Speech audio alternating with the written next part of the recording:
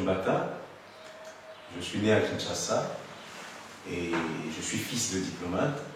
Et donc, dès mon plus jeune âge, à un an et demi à peu près, j'ai quitté le pays pour suivre mon père dans ses différents postes diplomatiques.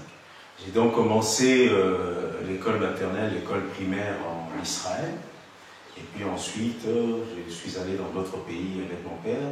Je suis revenu à Kinshasa à l'âge adolescent, 15 ans à peu près. Et c'est là où je suis allé. J'ai étudié à l'Athénée de la Gombe, aujourd'hui Institut de la Gombe. Et c'est là où j'ai eu mon diplôme d'État. Et juste après avoir obtenu mon diplôme d'État, j'ai repris l'avion et j'ai décidé de venir étudier en France. Je suis arrivé en France aux environs de 19 ans. Je me suis inscrit à l'université où j'ai fait mon premier cycle.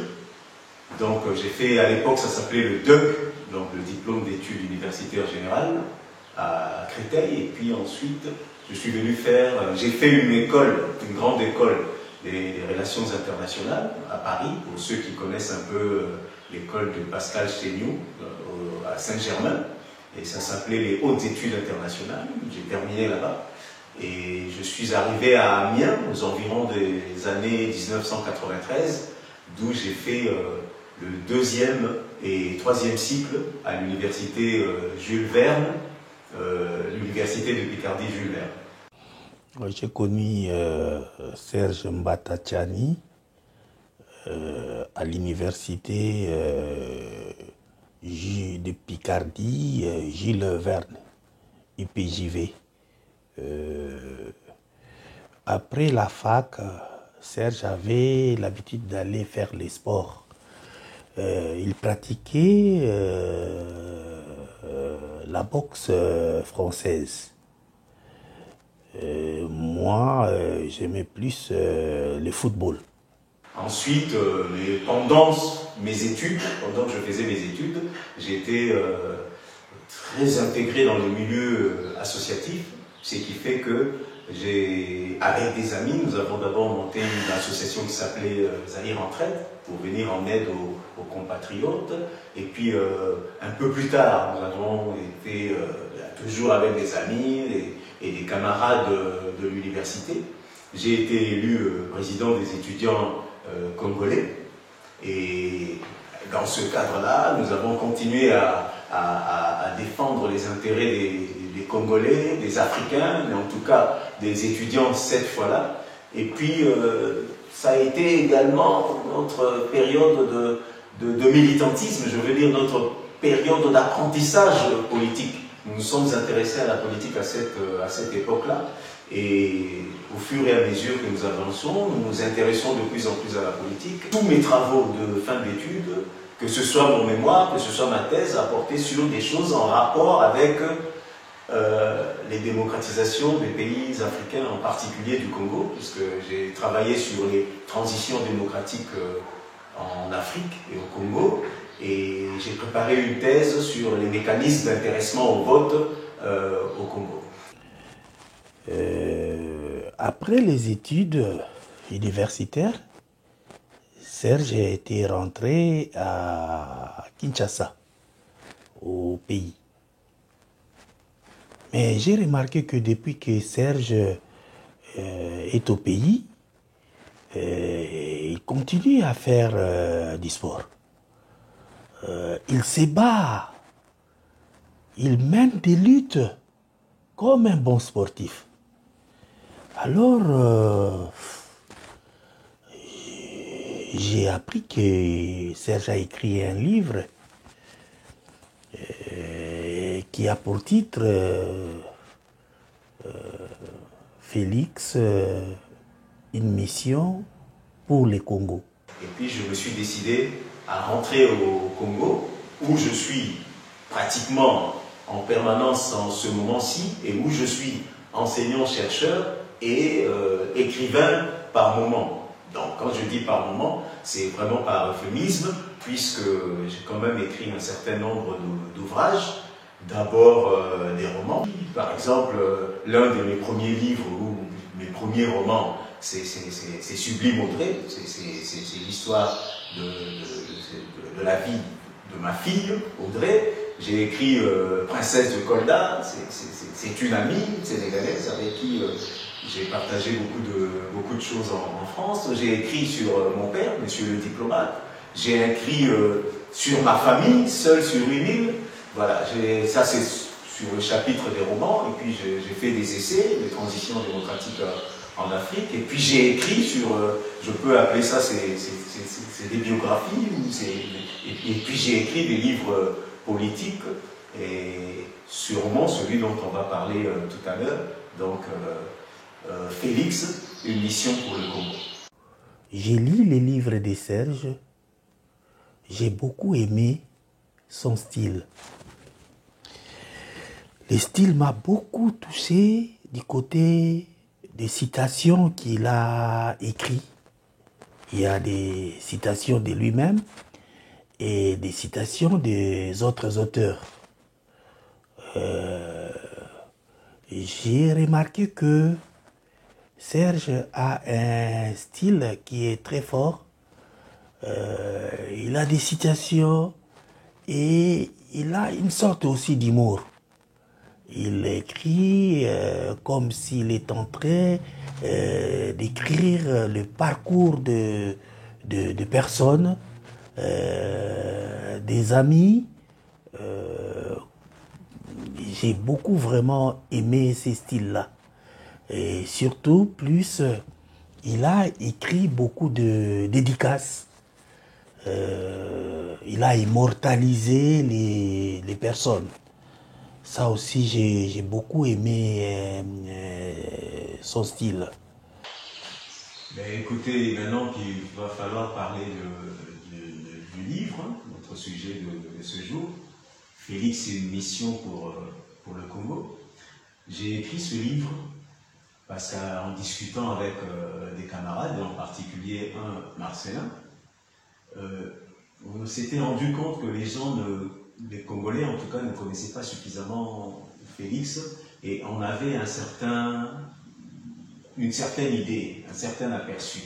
Alors on s'est décidé de donner notre propre témoignage. Voilà. Donc ce livre, c'est en fait mon témoignage, mon propre témoignage par rapport à ce que je sais de Félix, par rapport à ce que je pense, je suis même sûr qu'il va faire pour le pays, parce que je le connais quand même pour l'avoir approché depuis un bon moment, et je tenais à dire des choses sur lui, et c'est pour ça que j'ai écrit ce livre, pour montrer un peu son parcours, pour montrer un peu son éducation, pour montrer un peu pourquoi est-ce qu'il va chercher à faire de bonnes choses pour le pays, parce que, et comme je le dis très bien dans ce livre-là, parce que c'est de sa mission, c'est que les gens ne comprennent pas, c'est que Félix est porté par l'héritage des pères fondateurs de l'UDPS. Et moi, j'étais très proche de ces pères fondateurs de l'UDPS là. Vous savez, on a baigné dedans, on a pratiquement tous la culture de l'UDPS, même si aujourd'hui je n'ai pas de carte de membre, mais on a tous baigné là-dedans, parce qu'on a fait énormément de choses avec l'UDPS, énormément de manifestations, énormément des œuvres, et entre parenthèses, je voudrais dire ici que peut-être que beaucoup de gens ne le savent pas, mais c'est moi qui ai emmené les documents de l'UDPS en Europe en 1984, quand je venais pour faire les études supérieures. C'est moi qui ai emmené les documents de l'UDPS ici, c'est-à-dire le projet de société de l'UDPS qui s'appelait alors à l'époque la Nouvelle Société, et le règlement intérieur et les statuts de l'UDPS, que j'ai emmené ici chez le professeur Dikunda, qui était le secrétaire national aux relations extérieures de l'UDPS. Et c'est à partir de ce moment-là que d'ailleurs l'UDPS a pris de l'ampleur, parce qu'à partir de l'Europe, l'UDPS s'est propagé un peu partout, et c'est comme ça que la communauté internationale s'en est rendue compte. Et je voulais donc parler de Félix, que je connais et que je connais personnellement, pour que les gens, peut-être, et j'espère en tout cas, c'est mon vœu, que les gens en aient une autre image que celle qu'on a tendance à vouloir donner, parce que peut-être que lui-même, il n'est pas très communicateur sur ce qu'il est, sur ce qu'il fait, parce que c'est quelqu'un de très, très humble, de quelqu'un de très, très simple, quelqu'un qui est très fort intérieurement, mais qui ne l'extériorise pas forcément. Quelqu'un sur qui nous pouvons compter pour, en tout cas, instaurer cet état de droit-là auquel tous les Congolais aspirent.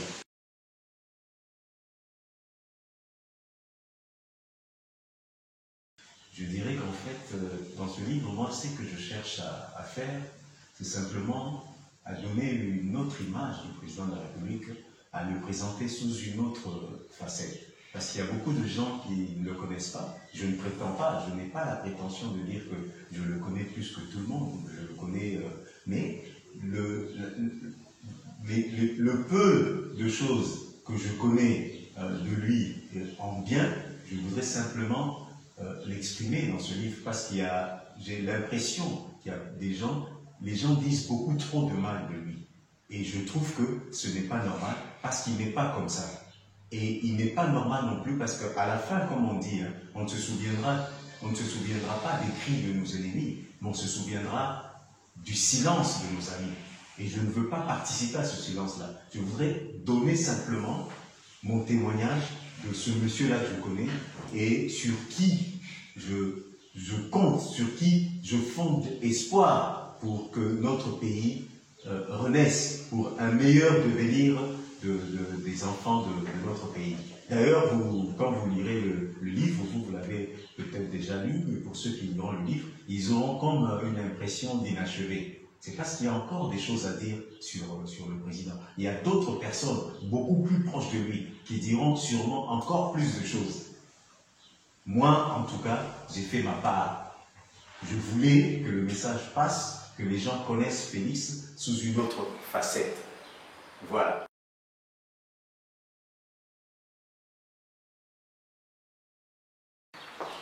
Écoutez, vous voulez savoir si les gens vont comprendre le message qui est contenu dans mon livre, c'est celui-là, le livre, pour ceux qui ne le connaissent pas encore, pour ceux qui voudront l'acheter. Le livre, il est là, il est Félix, une mission pour le Congo, par Serge Mata. En tout cas, moi, j'ai fait ma part de choses. Moi, je voulais donner mon témoignage, moi, je voulais transmettre le message, moi, je voulais dire aux Congolais que, à cette période ici du cheminement politique de notre pays, Félix, pour moi, c'est le meilleur des présidents. C'est celui qui devait être là. Pourquoi j'ai dit ça? Parce que non seulement par rapport au fait qu'il a la mission d'instaurer l'état de droit chez nous, et à partir du moment où il y aura l'état de droit chez nous, et on voit par ce qui est en train de se passer en ce moment, que l'état de droit est en train de s'instaurer, nonobstant quelques tergiversations des gens mal intentionnés, parce qu'eux-mêmes sont peut-être concernés par les affaires, mais on voit bien qu'il est en train de le faire. Et après, peut-être qu'il y aura des présidents qui viendront pour le social, pour mettre de l'eau, pour mettre de l'électricité, pour faire les routes. Mais pour moi, ma part de vérité, c'est que Félix est venu pour instaurer l'état de droit. Maintenant, pour ceux qui disent que les élections ne se sont pas bien passées, je ne comprends pas très bien cette attitude-là, dans la mesure où le plus important, le problème que nous avions dans ce pays-là, c'était Kabila et son système. À partir du moment où Kabila n'est plus au pouvoir, nous devons déjà nous estimer heureux. Et à partir de ce moment-là, pour ceux qui considèrent que Félix n'est pas arrivé par des moyens, comme ils le disent corrects, ben, ils n'ont qu'à sanctionner en 2023. Mais au moins, on se sera déjà débarrassé de Kabila. Ça, c'est aussi ma façon à moi de voir les choses. Je ne sais pas si... mais je pense que la première des choses, c'était de faire partir Kabila. Et Kabila est parti. Nonobstant, c'est que certains pourraient penser, parce qu'il y en a qui pensent qu'il est toujours au pouvoir. Et il y en a d'ailleurs aussi qui ne savent pas qu'ils sont déjà au pouvoir, qui se comportent encore comme des opposants. Mais moi, ce que je vois, c'est que la communauté internationale vous dit que c'est Félix qui est le président de la République. Quand on demande à quelqu'un de représenter la RDC, c'est Félix, ce n'est pas Kabila. Aujourd'hui, par rapport à ce qui est en train de se passer, on voit les Ouéwa, par exemple, aller entourer le palais du peuple ou aller à tel ou tel endroit. À l'époque de Kabila, ça ne se faisait pas. Kabila avait le monopole de la coercition légitime. Ça veut dire qu'on vous envoyait tout de suite la garde républicaine, et puis on ne voyait plus personne autour autour du palais du peuple. Mais si aujourd'hui les gens vont là-bas, c'est que Kabila n'a plus le pouvoir d'envoyer les militaires pour contester tout ceci. Et moi, je vous le dis, encore une fois, en tant que témoin, je fais partie des gens qui ont marché. Chaque fois que vous avez entendu parler des marches quelque part, moi j'étais là. En 2015, en janvier 2015, quand on est sorti dans la rue pour que la Constitution ne soit pas changée, j'étais là. À chaque étape, j'étais là. Quand vous êtes, il y a beaucoup de gens qui sont en train de parler de, mais quand, par exemple, Fayulu a reçu la bombe lacrymogène, là, en fait, qui lui a gonflé l'œil et tout qu'on sort, il était avec Félix, il était avec Patrice Mpuela, nous on était juste derrière, même à cette marche-là j'étais, où le lendemain, on comptait des morts. Nous avons marché. Quand on bombardait dans les églises catholiques, nous étions dans ces églises catholiques-là, nous avons marché avec le CNC pour que s'établisse cet état de droit. Et il fallait voir comment la répression se passait. Il fallait voir comment est-ce que excusez-moi l'expression, les chiens enragés de la Kabylie sortaient pour stopper tout ceci. Mais aujourd'hui, ils ne parviennent pas à stopper ça. Que les Ouéois envahissent tous les édifices là et tout ça. Et vous allez dire que Kabila est toujours au pouvoir. C'est que les gens ne comprennent pas les choses. Sinon, il aurait envoyé sa garde républicaine pour bloqué. Et je pense que c'est des signes. On voit des ministres en prison, on voit des députés en prison, on voit des DG en prison, on voit des... Qu'est-ce que vous voulez encore? Ces gens-là étaient intouchables il y a quelque temps. Aujourd'hui, ils vont en prison et vous allez dire encore que c'est la Kabylie qui continue. Petit à petit, on est en train de déboulonner le système. La partie émergée de l'iceberg, c'est ce que tout le monde voit. La partie immergée, celle qu'on ne voit pas, nous on veut qu'elle fonde aussi. On veut que cette partie immergée-là disparaisse également. Que tout le système soit emporté. Et ces gens-là sont restés au pouvoir 18 ans. En un an, vous voulez que le président Félix Tshisekedi déboulonne tout ceci. Ne vous en faites pas, ça va arriver. Je voudrais... pour conclure mon propos, que pour les gens qui vont lire ce livre, qu'ils sachent que même s'il y a un goût d'inachevé, c'est parce qu'en fait, ça c'est ma part de vérité, ils pourront rajouter la leur, et qu'ils sachent également qu'en fait, ce livre a été écrit avant que Félix Tshisekedi n'arrive au pouvoir.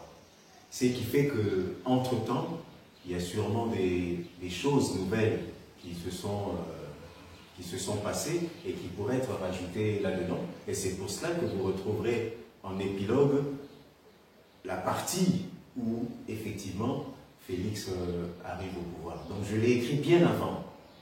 Et je suis content de le dire parce que il y a beaucoup de choses qui se passent aujourd'hui que j'avais écrit, que j'avais pressenti, que ce soit par rapport aux événements actuels, que ce soit par rapport même à l'idéologie de ce qui est en train de se passer, que ce soit par rapport à l'héritage des pères fondateurs de l'UDPS. Je vois que c'est ce qui est en train de se passer et c'est tant mieux comme ça. À la fin de son livre, Serge m'a inspiré. J'ai vite compris que Félix a une mission pour les Congo, mais Serge aussi a une mission pour les Congo. Tout comme moi, Josué, j'ai aussi une mission pour les Congo. Ghislain a une mission pour les Congo, comme mon fils, Oraël, a une mission pour les Congo. J'espère que dans le livre de Serge, ça peut inspirer tous les Congolais qui se retrouvent et qui commencent à faire, pourquoi pas, à créer des projets pour les Congo. Maintenant, pour ceux qui voudraient lire ce livre-là et l'obtenir, j'espère, entre parenthèses, j'espère vraiment que j'aurai l'occasion de faire un autre livre sur Félix Tshisekedi, président de la République, si son temps lui permet parce qu'il a de nombreuses occupations maintenant, hein, il n'est pas toujours évident de pouvoir discuter, parce que j'aurais voulu faire un livre avec lui sous forme d'entretien. Hein, je pose des questions, il répond, il préférait peut-être qu'on dise telle ou telle chose sur tel ou tel aspect de sa vie, que ce soit sa vie politique, que ce soit sa vie sociale, même si le politique est un peu mêlé au social, mais c'est quand même un peu différent. Alors maintenant, tout ce que je peux dire, c'est que pour ceux qui veulent lire ce livre-là, il est édité à l'Harmattan à Paris, il est sorti, il a été publié au mois de mai 2020, et on peut l'obtenir soit en le commandant dans une bonne bibliothèque, hein, à Kinshasa, je ne sais pas, mais en tout cas à l'étranger, dans une bonne bibliothèque, vous pouvez l'avoir, vous pouvez le commander, et vous pouvez également le télécharger en ligne sur le site, je pense que c'est www.harmattan, édition Harmattan, je me répète, hein, www.édition-harmattan.fr, vous pouvez le télécharger là-dessus et il ne coûte pas cher. Voilà.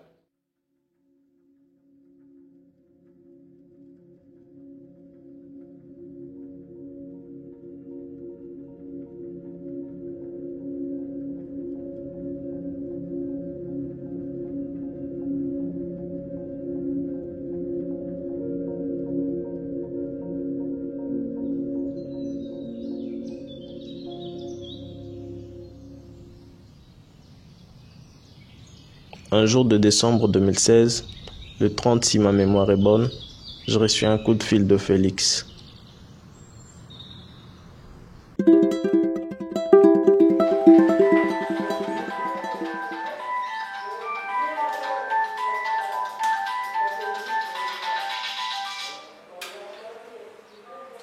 Allô? Bonjour Serge. Oui. Bonjour Félix, j'espère que ça va. J'ai essayé de te joindre en vain dans la semaine. Oui, ça va. Je n'étais pas à Kinshasa. Au fait, est-ce qu'on t'a appelé de ma part? Non, pas du tout. Je suis en train de monter une équipe de travail. Et j'ai pensé à toi. Quelqu'un va t'appeler pour cela. Ok. Marcelin est ici. Non, il est en Belgique pour quelques jours. Que fait-il là-bas? Les choses bougent au pays. Dis-lui que la politique a horreur du vide. Félix, c'est une mission pour le Congo. J'ai écrit ce livre parce qu'en discutant avec des camarades, en particulier un Marcelin, on s'était rendu compte que les Congolais en tout cas ne connaissaient pas suffisamment Félix et on avait une certaine idée, un certain aperçu. Alors on s'est décidé de donner notre propre témoignage.